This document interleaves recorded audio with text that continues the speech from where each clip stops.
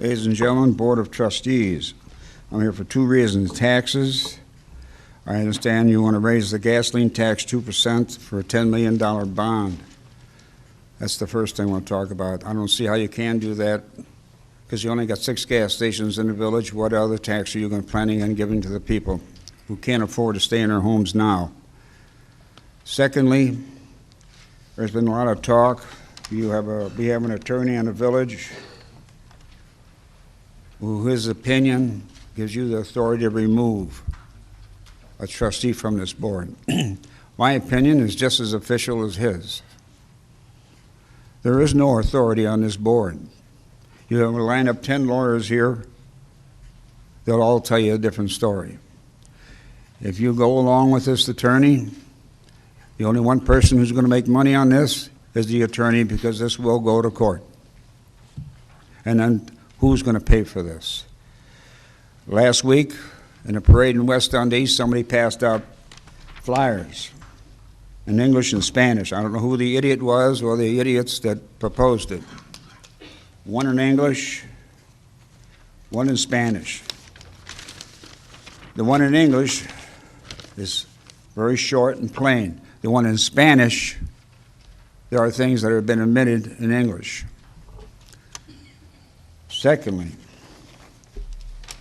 or I should say thirdly, the cab drivers we have in this town here, the police chief or someone should see to it that the laws are, you put your lights on when it gets dark, you put your lights on when it rains or snows. This hasn't been done I don't know how long. Years ago, you couldn't run a cab in your house. It's only a few years ago. Now all of a sudden this has changed. But if I really came here for is just to read a little preamble for you. When members of the voting public have demanded transparency in government, make no mistake, they were not requesting you to be insinuating yourselves into a personal lives of your fellow elected officers. At no time did we want to, or expect the so-called leaders to use discord between a husband and wife in a public forum, nor did we want or expect this to be served as a tool to remove your opposition from public service. Instead of applauding the talents of our trustees, some of you have chosen to do otherwise. We finally have a trustee who is professional with knowledge of financial affairs. His skills are at our disposal on a voluntary basis for the benefit of the village. For the first time in a long time, we are on the right track financially. I have had my disputes about that. We have a budget that is under control, which is not. Something that's surrounding municipals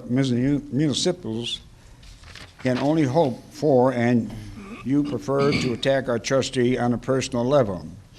Yes, we got transparency in government here.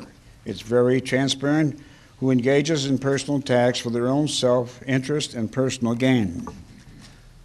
Now, it's true there's a lot of people in this room that probably went through a divorce. I went through one, and the president of the board went through one.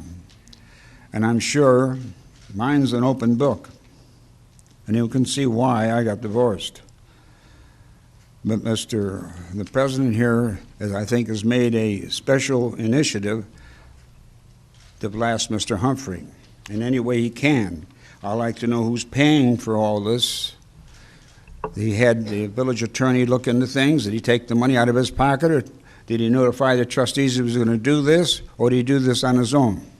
Or was there another trustee involved in this? This is what I want to know. I don't expect the answers now, but during the course of this meeting. I'm sure Mr. Humphrey, this is a rather trying time for him. But Mr. President, if you want to be in the same boat, you're walking on very thin ice. There are people in this room that know how your divorce came about. I'm sorry, but that is out of order, and that's exactly the type of thing that I was talking about. So,